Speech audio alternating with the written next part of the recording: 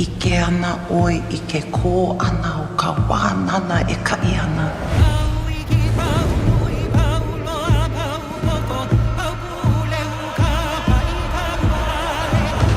Nau e imi I ke ana.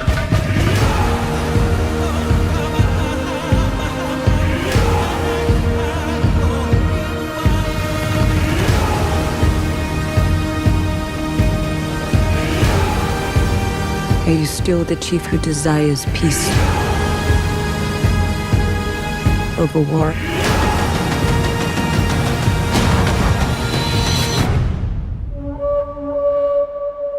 Ole ke ia la.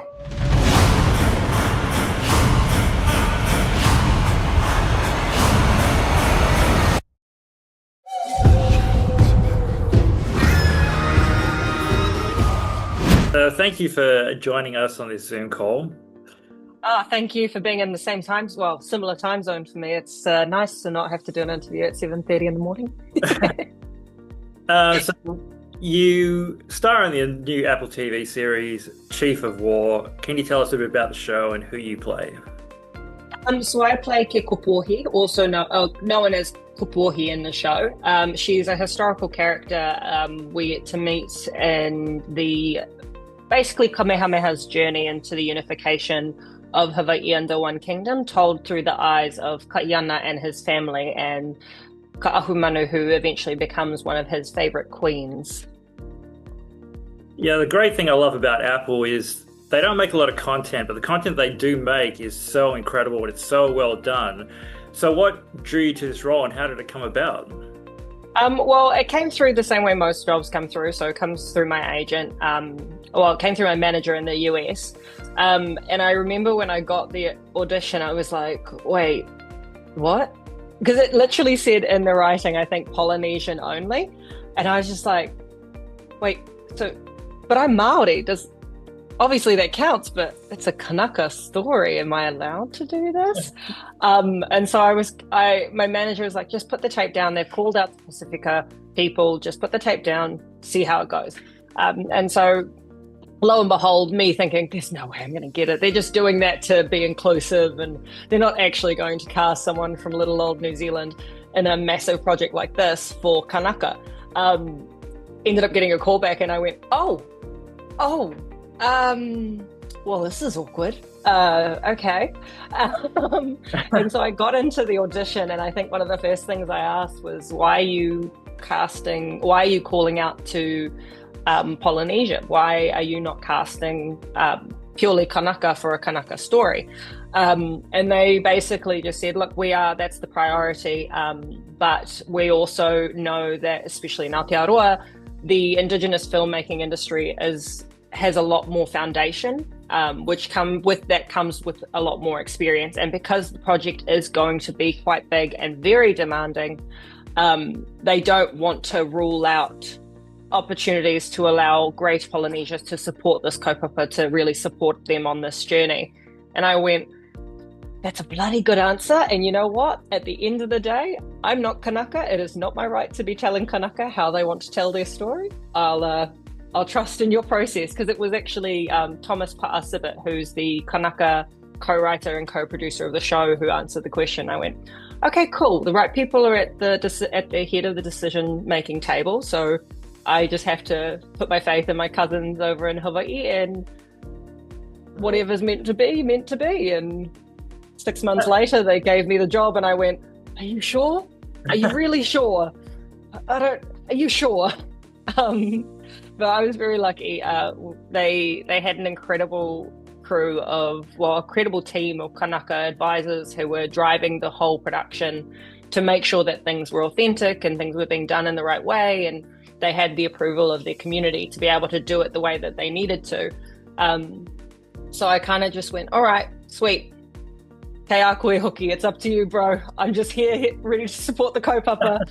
And then they turned around and said, by the way, you're playing Jason Momoa's wife. And I went, isn't he a bit old for me? So how did you prepare for this role, and how much of yourself went into this character? Oh, I mean, there was a lot to unpack. I mean, in Hawaii, a lot of the history that's been kept is primarily written from the male perspective, because it is a more predominantly male-led community than, say, here in Aotearoa, up until a certain point. And so there's not a lot of information about the women in the show. There's only bits and pieces.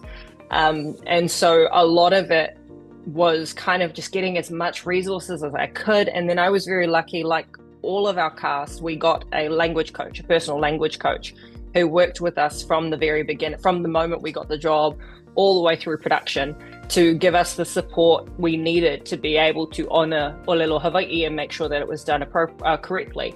And it was actually working with her that gave me the most support and the prep that I actually needed. So in a lot of ways, Kupuohi kind of became a reflection of my language coach. Her name is Kalei Kava'a. Incredible woman. She's a language keeper. She's the principal of a school. She's a mother herself. So she became kind of my guiding light to being able to build this character authentically. And we went back and forth and gave, she didn't know this until afterwards, that I actually based most of the character off her.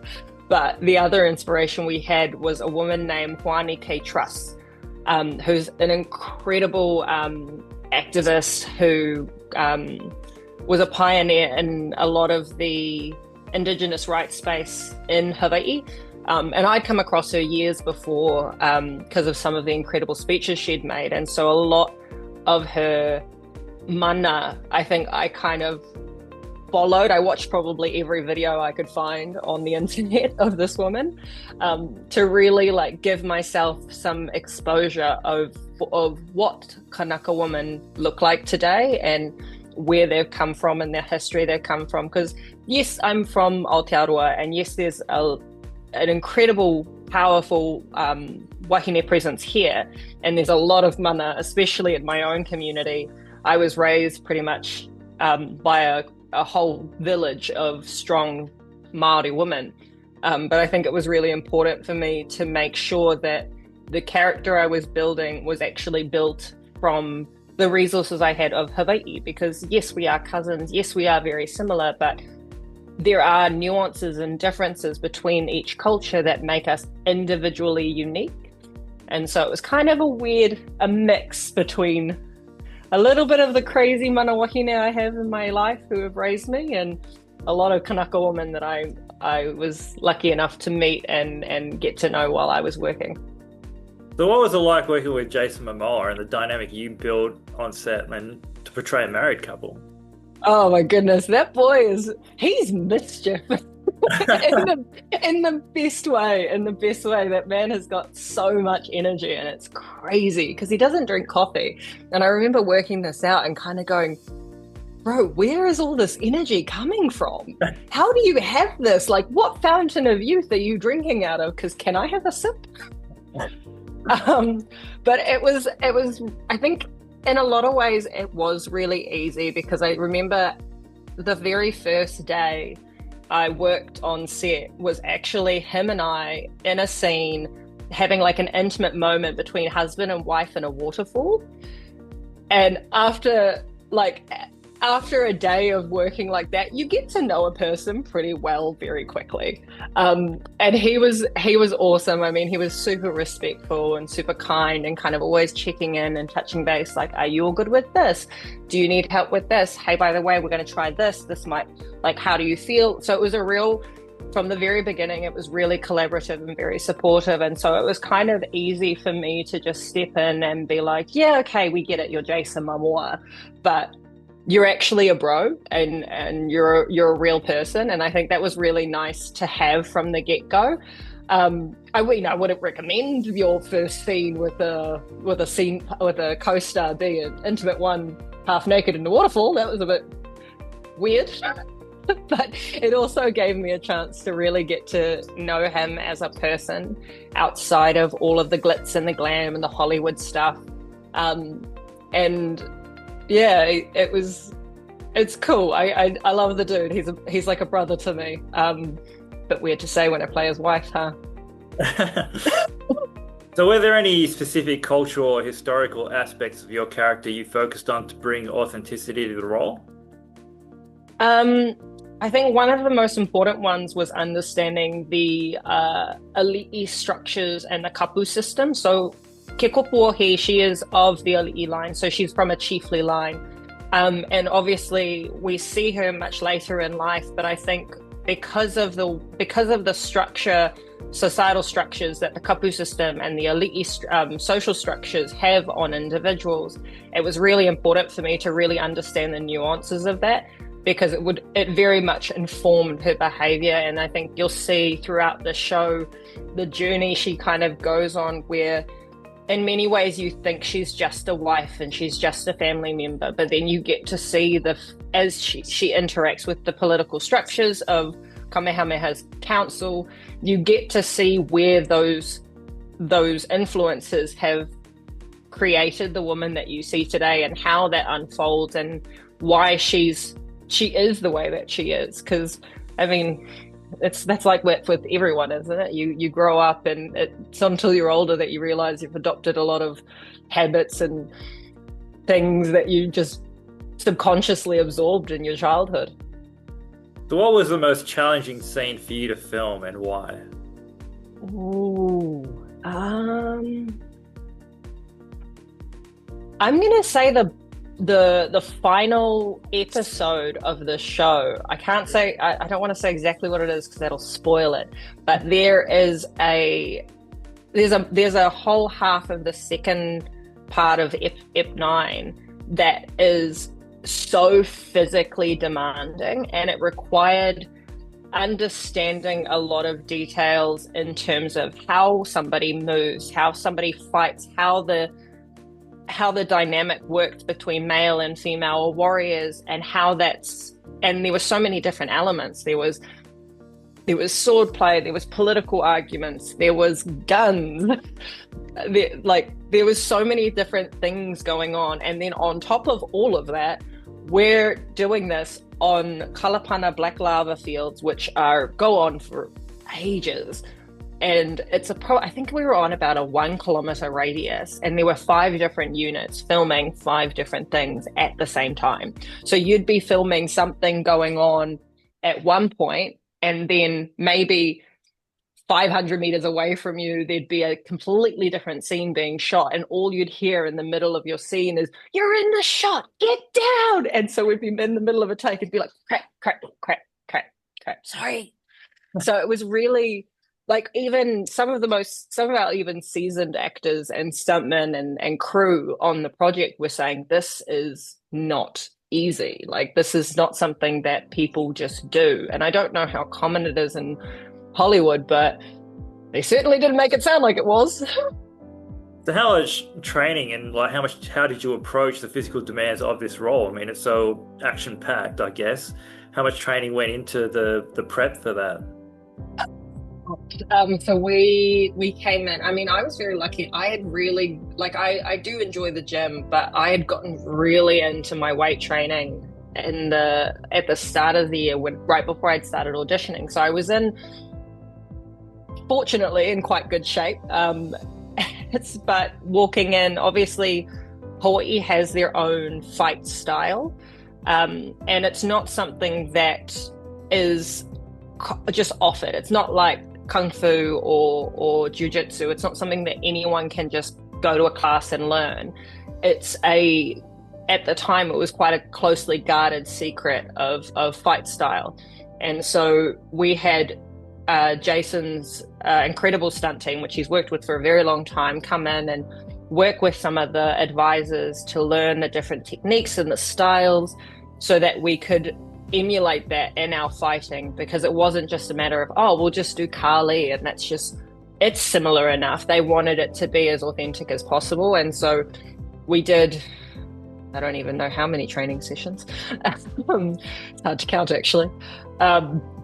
And we did all of those, and then we got given our weapons. And so I actually have it somewhere in my house. My sling, And they gave me one and gave me a few drills to practice and flows to practice. And so every single night in my hotel room, I was going through the motions, either with the sling or without the sling, even in between takes, especially when we were doing battle scenes.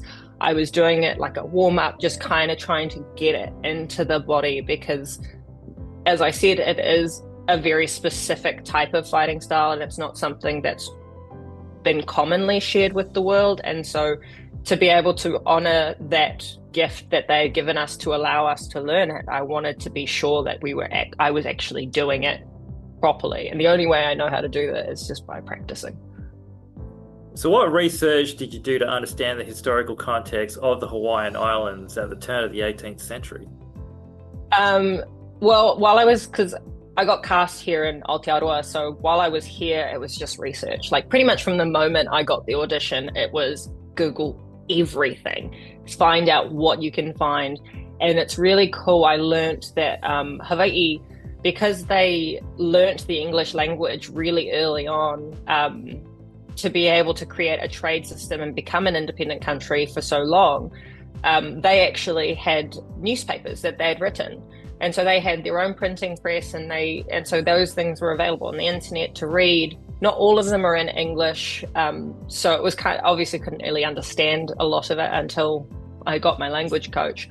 And then it was our language coaches and advisors who provided us with all of these books and resources, just telling the story from an Indigenous perspective. Because what you'll find when you go on the internet is that a lot of what's most offered or comes at the top of your Google search, I guess, is travelers' journals from sailors, which are great resources, don't get me wrong, but it also is telling it from a completely from an perspective who don't understand. So there's things that they wouldn't have noted, or there's interpretations of certain interactions that they wouldn't have understood, or I guess came at it from a Western perspective. So to be able to meet with our Kanaka advisors and really ask questions and find out what was actually going on and what was your interpretation of the events was extremely helpful. And I mean, I still have 3-4 books today. I know Luciane Buchanan, who's a friend of mine from a few years back, she was there before me, and when I got there, she had piles of books and papers and printouts. That woman is probably the most well-researched out of all of us non-Kanaka in the show. And she was kind enough to share a lot of those resources with me. So it really helped to learn the nuances and all of that. I think there's actually even a book somewhere. There's a book that's actually written that breaks down the kapu system, which is probably the most important resource I found just to understand the political and social structure of Hawaii pre-colonization.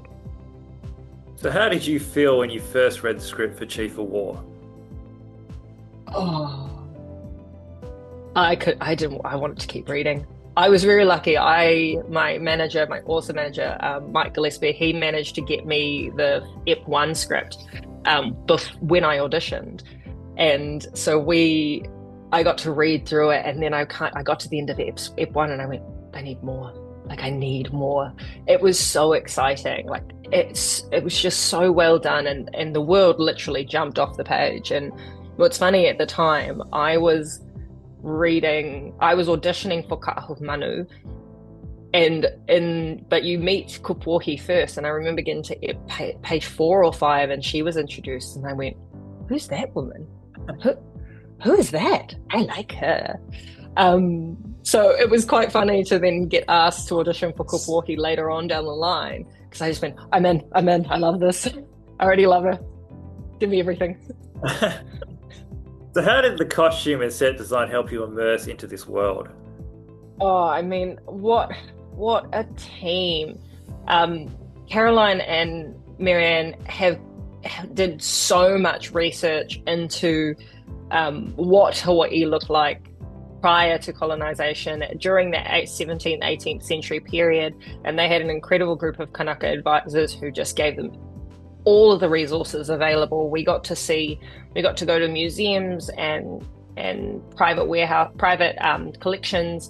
and see the real things for the first time before we'd even tried on the costumes. So then walking into the fitting and seeing everything, I kind of just went, oh, y'all don't fuck around.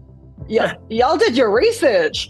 And it was incredible. It really does build the character just by putting on the costume. And like so Kupuohi, like many Kanaka women, wear this thing called a ka'e, which is a woven belt out of natural materials that you wear around yourself, because they don't have, obviously there's no pockets in lava lava.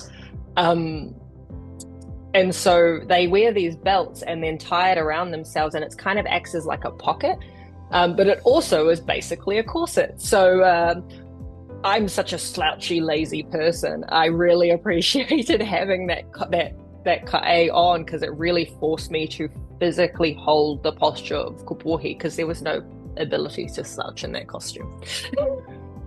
Can you share a memorable moment from the set of Chief of War? One of your favorite? There's so many.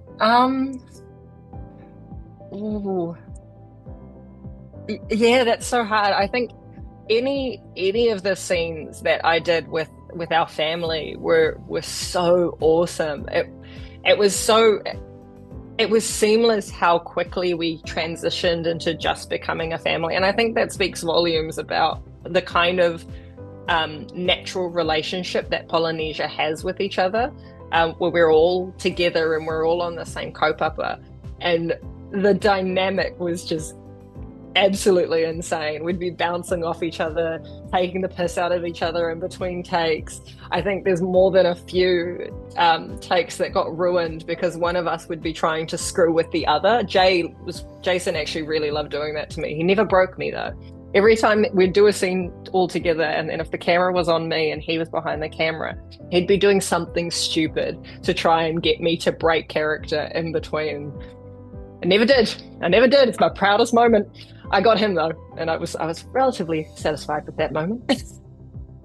So what do you hope audiences take away from your character's story in Chief of War?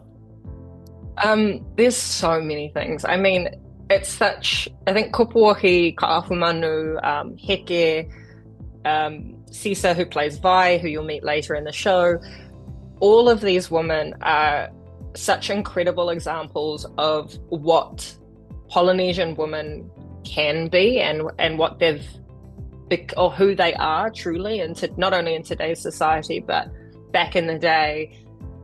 It's so beautiful to be able to represent Polynesian women as they truly are, with the strength that they hold, whether that be in the softness of their love or the fierceness of their ability to fight in battle. I feel like we're getting closer and closer to giving women the true representation of how they are seen in society. And I hope that people or women around the world look to her and go, I have that strength. I can be that voice. I can carry that mana in any situation, and really step into their power and be given the space. Because I think my favorite thing about this show is that there are strong men and strong women who coexist side by side, and what a beautiful thing to see, because it can exist. We see that every day. Strong males and females walking through life not having taken power from each other, but simply just coexisting in peace and strength. Well, thank you so much for joining us. That brings us to the end, and we really appreciate you being here. The show is amazing. It is absolutely incredible. Just thank you so much for being part of it. No, thank you. Thank you for sharing your platform with this. Like, it's such an incredible thing to celebrate more Indigenous stories being put out into the world, and I'm grateful for any person who enjoys it, celebrates it, or gives it more opportunity to share what we've behind it, and hopefully it inspires more Indigenous stories to come out in the future.